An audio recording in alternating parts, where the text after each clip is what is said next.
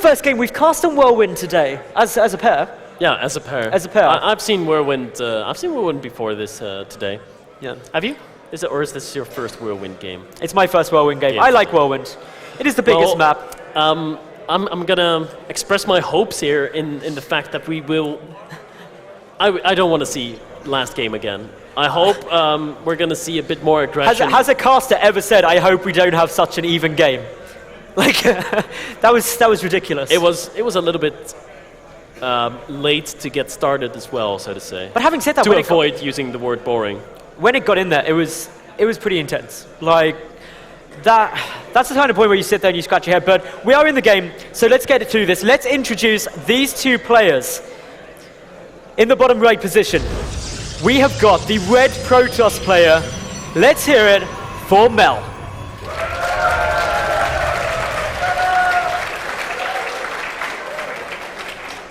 And his opponent spawning in the top left. We have got the blue Protoss player. It is DarkoMicron.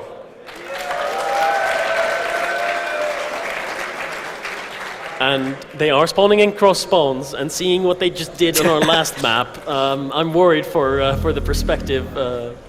You might go ahead and grab a drink right now, guys. Be back in about 15 minutes, because that's when this game is probably going to be starting off. Seeing its cross spawns, seeing its Whirlwind. Although, as Tastosis said, after that 3-0 this morning in GSL, some people, you might turn the stream off now, but that's when it'll go to all 7 games, and indeed that's what we saw. So if you go now thinking, I've got a bit of time, that's when we're going to see them both 4-gate each other. Yeah, and then you get back and the series is over and you're like, what just happened there? LLL.Melle lied to me, I want my money back. So, here we go. We've got 2 gases coming down on both sides, 1 gate, very normal openings. Neither player scouting, and this is actually what, anyone never scouts on Whirlwind. A lot of Protoss players don't scout. No, it's so big, it's just like, you're going to do what you're going to do anyway. By the time you scout it, it's not going to influence your early build too much, so I'm fine with that, nothing to worry about there. In terms of play, will we see Melle once more go for the quick second gateway? Will we see the slightly quicker nexus from DarkoMicron? Maybe. But again, they were so evenly matched early game. Unless they go for very radically different builds, I don't see any way we're not going to get a longer game out of these two. I tend to agree with you. Looking at game 1, looking at what they're doing now, both having 2 workers in each gas, starting a Zealot at the exact same time. They're going to be starting their pylons around the same time. The only difference though, once again, DarkoMicron is going to be scouting, and I believe he scouted last game as well. Or no, it was the other way around. Melle scouted in last game, and DarkoMicron was blind up until the point where he sent in Hallucinated Phoenix. And that's something that both players deserve a lot of credit for from game 1, which we didn't actually touch on between the games, was they both scouted so effectively in the early and mid game. Really good to see. Yet again, they're actually both going for near identical openings to last time, apart from that Stargate, which has just gone down. That's new. That's new. Indeed it is. That's cool and exciting. I would like to hear a cheer for that Stargate going down. That might mean we don't have as big of a game. That's going to bring some action to the early mid-game, and it doesn't say that the game is going to end. It just means we'll have something to watch while they get towards. Now you've said it's going to be action early game. This is where he chucks down a fleet beacon, builds like a massive wall off and goes sky toss after like 40 minutes. Like, you've cursed it now, LLL.Melle. But no, here we go. He's also grabbing a Robo. Wow. Well, Robo for Melle. Robo and Robo for Melle, Stargate for Darko. Ooh, okay. So, these two going for very different builds. It's going to be very interesting to see what comes out of that Stargate. That's what I'm keeping an eye on. As soon as we see that, we'll know a bit more. It's going to be a Phoenix. Yeah, okay. All right. So Phoenix getting chrono boosted out of this Stargate. DarkoMicron is going to send that immediately across the map. He has a proxy pylon here that's going to be spotted by Melle. So that's going to tell Melle, something might be coming my way, but what exactly is it going to be? More Phoenix, of course, on the production tab right now, whereas the Nexus is coming down for Melle. Now, the only reason you wouldn't want to go Phoenix first out of Stargate got the same build as he did in last game. The only downside to going Phoenix is if your opponent has gone for DTs, you're going to lose. But other than that, they're really nice. They've got more utility in the mid-game than an Oracle does, generally speaking. You get good scouting information with them, and after all the hallucinated Phoenix in the previous game as well, there's always the chance that your opponent might think, oh, if it's only one, it's just a hallucination. Nexus is quite considerably later for Darko compared to Mel, though. So these Phoenix do need to do a little bit of economic damage, otherwise there will be a small lead there for Mel in the early stages, but again, it's only minor. It's only minor. It's Also, only minor. also have to take into account the fact that the Robo is going to be much later for our Blue Protoss player. So his transition into Immortals and Colossi, the units that you want to have in the mid game, is going to be much later. We Lifting will. up a sentry here.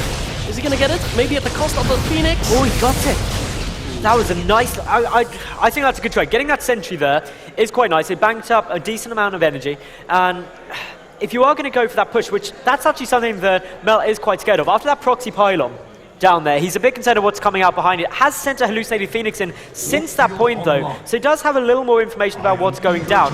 Behind this, Darko is getting up a robotics facility, so he is teching while expanding. The gateway count for both players is very low. There's 2 gates out from Mel, 1 there, but all the Phoenix are going to get the mothership core. Oh no, they don't quite manage it. That would have been such a good snipe off there. It would have been. Does force the photon overcharge, but that doesn't really do much. I mean, there's no follow-up attack for Darkomicron behind us, going into the main base, lifting a few probes, killing 2 of them, and he does see the Twilight Council, which is exactly what he expected to see. Against Phoenix, you basically have to get a blink out at some point in the game. Now, we've got 2 additional gateways, plus the Forge on their way out, plus the Robo for Darko at the moment. Meanwhile, a Templar Archives on the way for Mel. What do you make of this? I'm surprised. That's what I make of this. Archons early on. Maybe wants to feed back to Phoenix? No, I don't really think that's going to be happening. As they get some more pro kills in a natural here, the pro kills are actually starting to matter quite a bit here. Oh, the Mothership Core does get sniped! And the Mothership Core. That was nicely done. He didn't even lose a Phoenix that time. No, he didn't, and that's the sort of thing which is really critical, because it did manage to trigger photon overcharge first, so in a strange kind of a way, when you remake it, you have more energy than you would have done if it stayed alive, but it costs you the resources, and you don't ever want to have to do that. Yeah. Ideally, but yeah.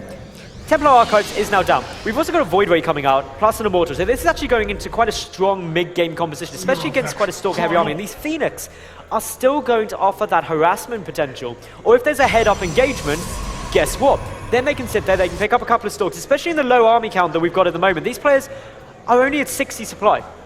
That's not particularly high. The other thing, it's forcing Mel to stay back. He can't afford to send Stalkers out. He's got to make sure that his main is covered by Stalkers in case these Phoenix come back in. The odd probe, just like they're going to get taken down. Oh. Feedback does go down on the Phoenix. That's not something you see very often. That's not something I've ever seen, getting High Templar to do with Phoenix play. I was really expecting the blink coming down on that Twilight Council to thereby kind of snipe the Phoenix every now and then and slowly dwindle down their amount until there's like 2 or 3 and they're not dangerous anymore. But he's used it to get a single High Templar out for feedbacks. That's a big investment. The Twilight Council and a Templar Archive just to feed back one of 5 Phoenixes that probably won't kill them because they've got very low energy. Now, there is one thing I want to touch on here. Darko has not got a Forge. Meanwhile, +1 ground weapons is just about to complete for Mel. That's actually quite a sizable advantage, because the Forge is only now just starting for Darko. So getting that Forge a lot later means that upgrades are going to be quite delayed, and as such, any engagements are going to favor Mel.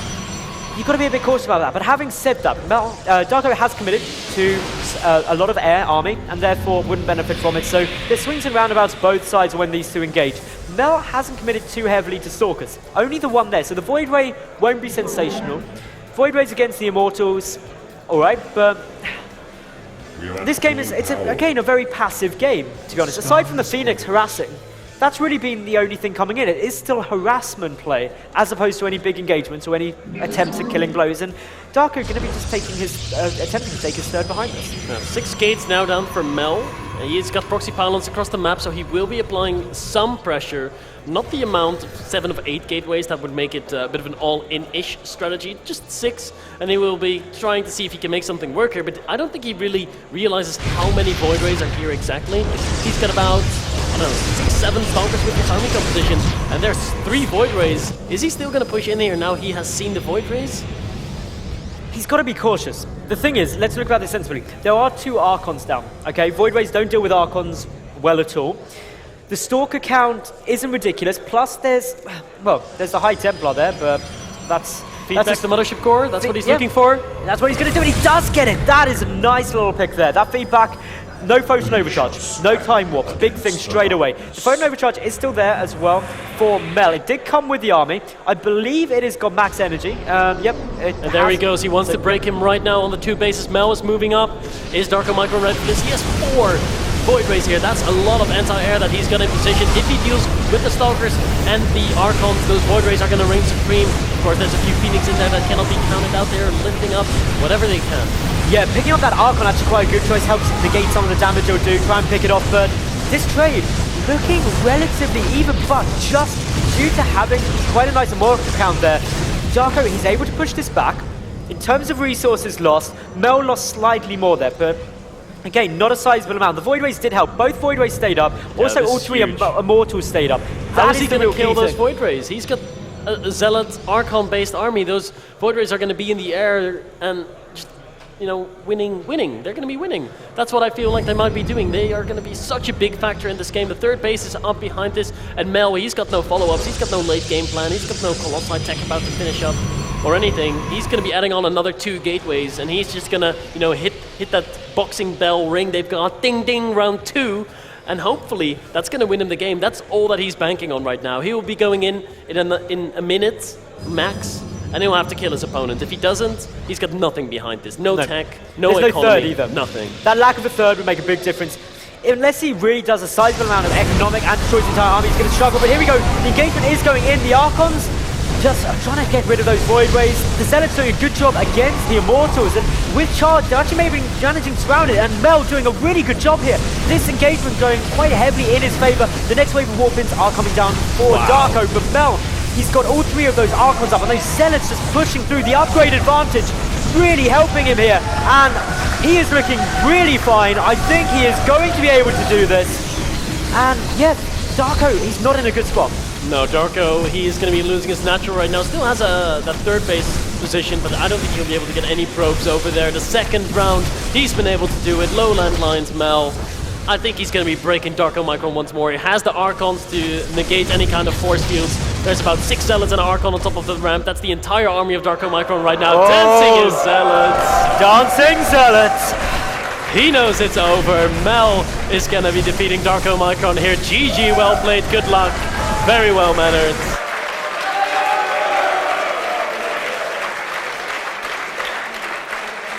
And that was